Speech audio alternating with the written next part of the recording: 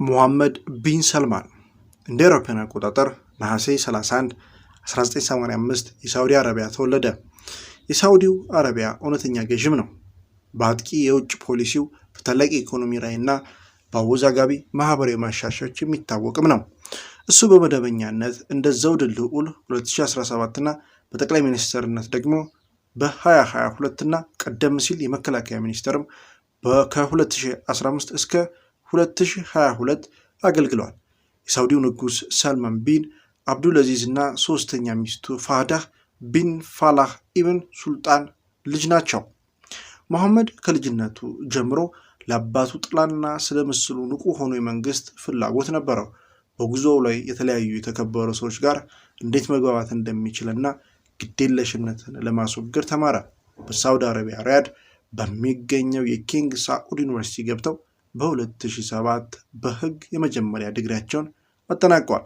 ከዚያም በኋላ በመንግስት ውስጥ ስራ ፈጣሪነትን ለማስተዋወቅ በርካታ ድርጅቶችና ትርፍ ያልተቋቋሙ ድርጅት መስርተዋል።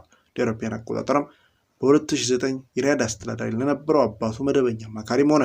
ሰልማን በስልጣን ደረጃ ከፍ እያለ በ2012 ዘውድ ልዑል ሆኖ ሳለ ታማኝ ልጁ ሙሐመድ አብሮትም ተነስቷል። እንደ አውሮፓውያን አቆጣጠር በጥር 2015 የሳውዲ አረቢያ ንጉስ አብደላ ሞተና ሰልማን ንጉስ ሆነ። ወዲያው ሙሐመድ የመከላከያ ሚኒስትር አድርጎ ሾመ። በጥቂት ወራት ውስጥ ሙሐመድ በየመን የእርስ በርስ ጦርነት ውስጥ ኃይለኛ ወታደራዊ ጣልቃ ገብነት ጀመረ። ኦፕሬሽን ዲሴሲቭ አውሎ ንፋስ በመባል የሚታወቀውን ዘመቻ ለየመን ፕሬዚዳንት መንግስት ለመስጠት ታስቦ ነበር። ለሳውዲ አረቢያ ዋና ተቀናቃኝ የሆነችው ኢራን በሳውዲ አረቢያ በድባብ ድንበር ላይ እንድትቆም ያስችላታል ተብሎ ይታሰብ ነበር። ዘመቻው ግን ጦርነቱን መቀየር ባለመቻሉ ከረጅም ጊዜ የዘለለ ውዝግብና በዘመናዊ ታሪክ ውስጥ ከታዩት አስከፊ ሰብአዊ ቀውሶች መካከል አንዱን አስከትሏል። በተጨማሪም ሙሐመድ በመንግስት የነዳጅ ኩባንያ አራምኮና የሀገሪቱ ኢኮኖሚ ልማት ዋና ፖሊሲዎች አካል በሆነው የኢኮኖሚና የልማት ጉዳዮች ምክር ቤት ኃላፊ ተሰጥቶታል። አራምኮን ለመጀመሪያ ጊዜ ለህዝብ አቅርቦ አይፒኦ ለመክፈት ፈለገ እና ከህዝብ ዘርፍ ውጭ ላሉ ኢንዱስትሪዎች የውጭ ኢንቨስትመንት ለመሳብ የተነደፈውን ራዕይ 2030 በመሳሰሉ ደፋር የልማት ውጥኖች ላይ ተነሳ። ሆኖም ከነዚህ ፖሊሲዎች ውስጥ አንዳንዶቹ በጣም ስልጣን ያላቸው ነበሩ። ምንም እንኳን በ2017 መጀመሪያ ላይ አራምኮ የዓለምን ትልቁን አይፒኦ እንደሚያስጀምር ቢያስብም እርምጃው እስከ 2019 መጨረሻ ድረስ በተደጋጋሚ ዘግይቶበታል። መሐመድ በጁን 2017 ዘውድ ልዑል ተሹሞ እና ድፍረት የተሞላባቸው ግቦች ለማሳካት ጊዜ አላጠፋም። ከቀናት በኋላ በኳታር ላይ የብዙሃን ሀገራት እገዳን መርቷል። ይህም ከኢራን ጋር ባላት ወዳጅነት ብቻ ሳይሆን በአካባቢው ላሉ ተቀናቃኝ መንግስታዊ ያልሆኑ አካላት ለምሳሌ ሙስሊም ወንድማማቾች ሁድ ለ3 ዓመታት የዘለቀው እገዳ በኳታር ላይ በአጭር ጊዜ ውስጥ ቀውስ ቢያመጣም ሀገሪቱ ሀብቷን ተጠቅማ ኢኮኖሚዋን በባህር ሰላጤው ሀገራት ላይ እንድትተማመን ተጠቀመች። አንዳንድ ጊዜ በውጭ ያለው አቋም ወደ ኋላ ቀርቷልና ዓለም አቀፍ ተቃውሞ አስከትሎም ነበር። እንደ አውሮፓውያን አቆጣጠር በኖቬምበር 2017 የሊባኖስ ጠቅላይ ሚኒስትር ሳድ አልሐሪሪ በሪያድ ጉብኝት ላይ ያሉ አጠራጣሪ በሆኑ ሁኔታዎች በድንገት ስልጣናቸውን ለቀቁ። ሐሪሪ ከከፍተኛ የዓለም አቀፍ ጫና በኋላ ወደ ሊባኖስ እንዲመለስ የተፈቀደለት ሲሆን ወዲያው የሥራ መልቀቂያውን አቆመ። ከአስደናቂው ክስተት በስተጀርባ ያሉት ሁኔታዎች ያልተነገሩ ሆነው ቆይተዋል። ነገር ግን የዓለም ጥርጣሬዎች ሙሐመድ ከአንድ ዓመት በኋላ በኢንቨስትመንት ኮንፈረንስ ላይ ሐሪሪን ስለማፈኛ ሲቀልድ ተንጸባርቋል። የሐሪሪ ልዩ የሥራ መልቀቂያ ባደረጉበት ወቅት በደርዘን የሚቆጠሩ የሳውዲ ልዑላን፣ የንግድ መሪዎችና ከፍተኛ ባለሥልጣናትም ታሰሩ። ማኑዌሩ እንደ ጸረ ሙስና ጠራርጎ ተከፋፍሏል።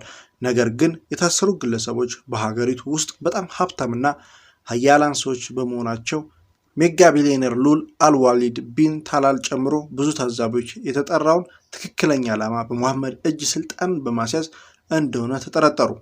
ብዙዎች የተለቀቁት ንግድ ስራዎች በከፊል ለመንግስት ተቆጣጠሩ ወይም በቢሊዮን የሚቆጠሩ ዶላር ከከፈሉ በኋላ ነው። የሳውዲ አረቢያ መንግስት ከተወሰደው እርምጃ ከ100 ቢሊዮን ዶላር በላይ መሰብሰቡ ታምኖበታል። ሙሐመድ መንቀጥቀጡ ቢመስልም የመጀመሪያ ላይ በሀገር ውስጥ የለውጥ አራማጅ ተብሎ በውጭ ሀገር ተወድሷል። ብዙ ጊዜ ወግ አጥባቂውን ሳውዲዎችና የውሃቢ ሃይማኖት ተቋማትን ያሳዘነ ሲሆን ፖሊሶቹ ሳውዲ አረቢያ የምትታወቅባቸው በርካታ ማህበራዊ ገደቦች ማላላት ጀመረ። በመንግስቱ ውስጥ ቱሪዝምን ለማሳደግ ባደረገው ጥረት በሲኒማ ቤቶች ላይ የተጣለው እገዳ ተቀልብሷል። ሴቶች በስፖርት ዝግጅቶች ላይ እንዲገኙ ተፈቅዶላቸዋል። ለአውሮፓውያን አቆጣጠርም በ2018 ሴቶች በአደባባይ ረጅም ቀሚስ ካባ መልበስ እንደማያስፈልጋቸው በመግለጽ የአደባባይ አለባበስ ሕግን በትንሹ ፈታ አድርጎታል። በዚያው ዓመት በኋላ ሴቶች የመንጃ ፈቃድ እንዲወስዱ ተፈቅዶላቸዋል። ይህም ሴቶችን አስችሏል። ወደ ስራ ወይም ትምህርት ቤት ለመሄድ ወይም ያለምንም አጃቢ ስራዎቻቸውን ለማከናወን። ያም ሆኖ እንደዚህ የነጻነት እርምጃዎች በኢኮኖሚ ጥቅም እንጂ በነጻነት ፍላጎት የተነደፉ አይመስሉም። ሴቶች ወንድ አሳዳጊዎቻቸውን የማያቋርጥ ፈቃድና ትራንስፖርት እንዲሰጡ ሳያስፈልጋቸው ገንዘብ እንዲያገኙና ገንዘብ እንዲያወጡ የሚያስችላቸው አዲስ ምርጫ ቀርቦላቸው የነበረ ቢሆንም መንግስት ለበለጠው ነጻነት የሚታገሉትን ሴቶች አክቲቪስቶች ላይ እርምጃም ወስዷል። እንደ አውሮፓውያን አቆጣጠር ኦክቶበር 2018 መሐመድ በአንድ ወቅት የሳውዲ አምባሳደር አማካሪና ረዳት ሆኖ ያገለገለው ታዋቂው ጋዜጠኛና በስደት ላይ ያለ የመንግስት ተቺ የሆነው ጀማል ሐሾጊን በውጭ ሀገር የፈጸመውን ህገ ወጥ ግድያ አስተባብሯል። በመሐመድ ትዕዛዝ የሳውዲ ኦፕሬተሮች ካሾጊን በማታለል ኢስታንቡል በሚገኘው የሳውዲ ቆንጽላ አሰቃይተው አካሉን ቆራርጠው ወሰዱት። የቱርክ ፕሬዚዳንት ሬሲፕ ጣይብ ኤርዶጋን ግድያውን በመቃወም ጩኸታቸውን መርተዋል። በቱርክ ምድር በግዞት በሚኖር ተቃዋሚዎች ላይ መፈጸሙን በመንግስቱ ሉዓላዊነትና በሰብአዊ መብቶች ላይ ዓለም አቀፍ ስጋቶችን አስነስቷል። የንጉሳዊ ቤተሰብ ለክስተቱ ኃላፊነቱን ሲወጣ ጥፋቱን በቁጥጥር ስር ውሏል። ነገር ግን መሐመድ በውጭ ሀገር ያለውን ገጽታ ተጎድቶበታል። እንደ አውሮፓውያን አቆጣጠር በማርች 2020 ዓለም ከኮቪድ-19 ወረርሽኝ ጋር በመታገል ስትጀምር መሐመድ የሳውዲው ንጉሳዊ ቤተሰብ አባላትን በድጋሚ አሰረ። በአገር ክህደት ወንጀል ምርመራ እየተደረገባቸው ነው የተባለው እስረኞቹ የንጉስ ሰልማን ወንድም አህመድን እና ሙሐመድ ቢን ሳልማንን የተተኩት የቀድሞ ዘውድ ልዑል ሙሐመድ ቢን ናይፍን ጨምሮ ለዙፋኑ በጣም ቅርብ የሆኑ ልዑላን ይገኙበታል። ይህ በእንዲህ እንዳለ ወረርሽኙ የፈጠረውን ኢኮኖሚያዊ ውድቀትና የሩሲያ ዩክሬን ወረራ ሙሐመድ በ2022 የዓለም ኢኮኖሚ ጫዋች የነበረው ደረጃ እንደገና አነቃቃው። የዘይት ዋጋ ንረት በዓለም ዙሪያ ኢኮኖሚውን ሲያናጋ ኤርዶጋን በሰኔ ወር ሙሐመድ በቱርክ ሞቅ ያለ አቀባበል አድርጎላቸዋል እና የዩኤስ ፕሬስ ቢሆንም ጆ ባይደን ሙሐመድን በዩኤስ እና የሳውዲ ግንኙነት ወደ ጎን ለመተው ቀደም ብሎ ወስኖ የነበረው ጆ ባይደን በጁላይ ወር ላይ ወደ ሳውዲ አረቢያ ባደረገው ከፍተኛ የፕሮፋይል ጉዞ ወቅት ሙሐመድ ፊት ለፊት ተገናኝተዋል። በሴፕቴምበር 2022 ሙሐመድ የሚኒስትሮች ምክር ቤት የሚቆጣጠር በንጉሱ የሚመራ ጽሕፈት ቤት ጠቅላይ ሚኒስትር ሆኖ ተሾመ። ታናሽ ወንድሙ ካሊድ የመከላከያ ሚኒስትር ሆኖ ተሾመ። ሙሐመድ የሳውዲ አረቢያ ዋና ፖሊስ አውጭ መሆናቸውን በማጠናከር በዓለም አቀፍ ደረጃ የበለጠ ቅንና የተረጋጋ ግንኙነት ለመፍጠር ሞክረዋል። በጥቅምት ወር የተባበሩት አረብ ኤምሬትስ፣ ባህሬን እና ሌሎች የአረብ ሀገራት በቅርብ ዓመታት እንዳደረጉት ሳውዲ አረቢያ ከእስራኤል ጋር ያላትን ግንኙነት መደበኛ የሚያደርግ ጠቁሟል። ነገር ግን ቅናሹ ዩናይትድ ስቴትስ ለሀገሪቱ ደህንነት የገባችውን ቃል ወደ ነበረበት ለመመለስና የሲቪል ዓላማዎችን የኒውክሌር መርሃ ግብር እንድታዳብር በማገዝ ላይ የተመሰረተ ነበር። ዩናይትድ ስቴትስ ግን አልተዋጠላቸውም። ስለዚህ ሙሐመድ ሌላ ቦታ ተመለከተ። እንደ አውሮፓውያን አቆጣጠር መጋቢት 2023 ቻይና አስታራቂ ሆና ካገለገለችበት የቀናት ውይይት በኋላ ሳውዲ አረቢያ እና ኢራን በመካከላቸው ለዓመታት ሲደረግ የነበረውን ፉክክር ወደ ነበረበት ለመመለስ ስምምነት ላይ ደርሰዋል። ስምምነቱ በየመን ያለውን የእርስ በርስ ጦርነት ማብቂያ ላይ መሆኑን ጠቁመዋል። ይህም በሳውዲ አረቢያ እና በኢራን መካከል እንደ የውክልና ጦርነት ለመሐመድ አጀንዳ ውድ እና ጎጂ መናኛነት ተቀይሯል።